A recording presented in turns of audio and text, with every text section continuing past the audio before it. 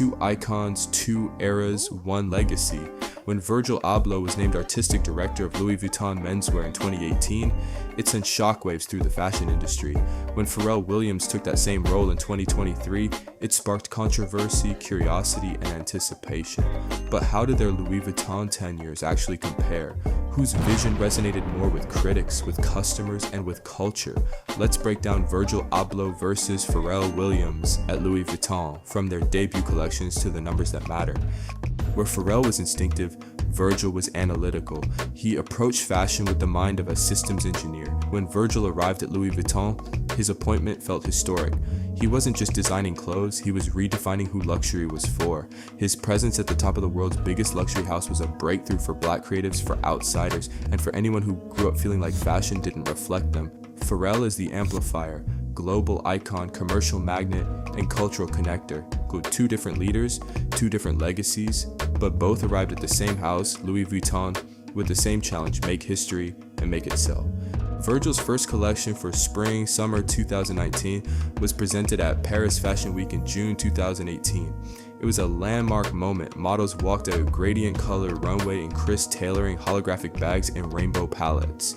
It was a subtle tribute to the Wizard of Oz, representing the journey of a Black man entering fashion's most elite institution. Critics called it emotional, thoughtful, and groundbreaking. It blended luxury with streetwear and introduced Virgil's core philosophy: accessibility without dilution. Pharrell's first collection debuted in June 2023 as the Spring-Summer 2024 menswear line. Held on the Pont Neuf Bridge in Paris, the show featured opulent tailoring, camouflage suits, pearl-studded outerwear, and bold takes on the classic LV monogram. Pharrell leaned heavy into joyful opulence, referencing his Virginia roots and Black dandyism. It was flashy, luxurious, and unapologetically confident. But where Virgil's debut felt like a cultural manifesto, Pharrell's felt more like a celebration, less disruptive, more decorative. So how did these two debuts compare? Pharrell's first show, maximalist, show-stopping commercial, designed to win headlines and dominate social media. It felt like a festival. Virgil's first show, minimalist, symbolic, intentional, designed to start a conversation and shift perceptions. It felt like a statement. One was a luxury parade, the other was a cultural protest. Both shows were undeniably successful, but for very different reasons. Pharrell entered with access and used that access to celebrate extravagance. Virgil entered with urgency and used his moment to challenge fashion's old rules. And in the business of luxury, both strategies can win. The question is which one leaves a deeper impact. Virgil's approach was deeply conceptual. He merged streetwear silhouettes with high fashion cuts, often embedding social commentary into the garments. He used fashion as a medium to question systems like luxury, race, and gatekeeping. Pharrell's vision, in contrast, is much more decorative and emotional. His silhouettes are rooted in traditional tailoring, but elevated with rich textures, embroidery, and color stories. Pharrell designs for joy. He said himself, "My job is to show what happiness looks like." If Virgil designed with a pen, sketching ideas, Pharrell designs with a paintbrush, more intuitive, less academic. Virgil's debut received overwhelming praise. Critics called it a moment that changed fashion forever. He was the first Black man to lead menswear at Louis Vuitton, and his show felt like a new chapter in luxury. However, as his collections progressed, some critics said he leaned too heavily on off-white aesthetics and questioned his tailoring strength.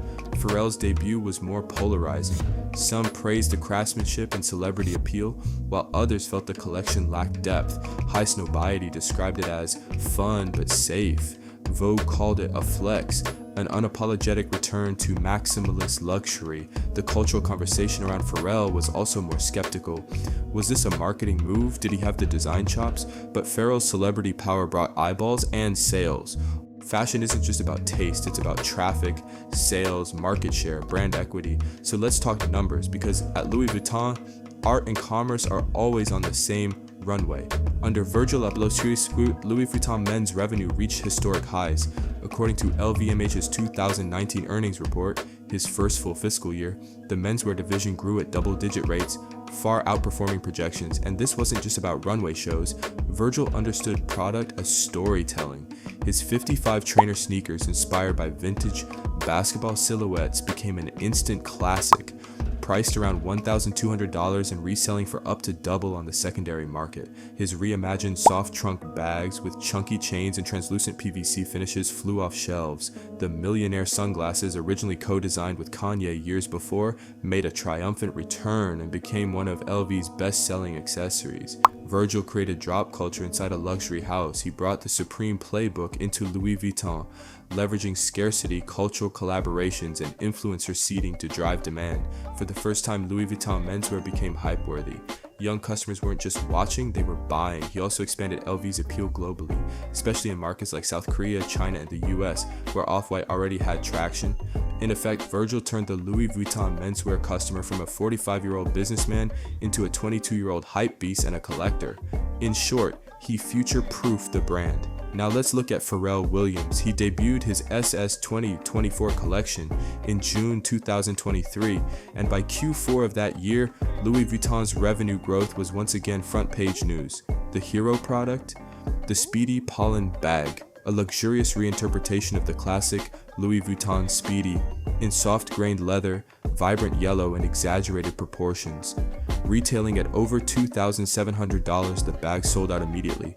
Within hours of Rihanna's campaign images dropping, waitlist topped 30,000 names worldwide. Pharrell's commercial genius wasn't just in design, it was in visibility and virality. He launched with a campaign fronted by Rihanna, followed by music videos, influencer gifting, and coordinated retail experiences. Unlike Virgil, who cultivated mystery, Pharrell leaned into mass attention and big visuals. He treated fashion like an album rollout, with peak moments, cover stars, and chart-topping drops. According to early industry reports, Pharrell's first collection generated the highest performing menswear launch in Louis Vuitton's history, measured by sell-through rate, social engagement, and retail traffic. His approach was less about subcultural alignment and more about luxury amplification, scaling up silhouettes, prices, and PR all at once.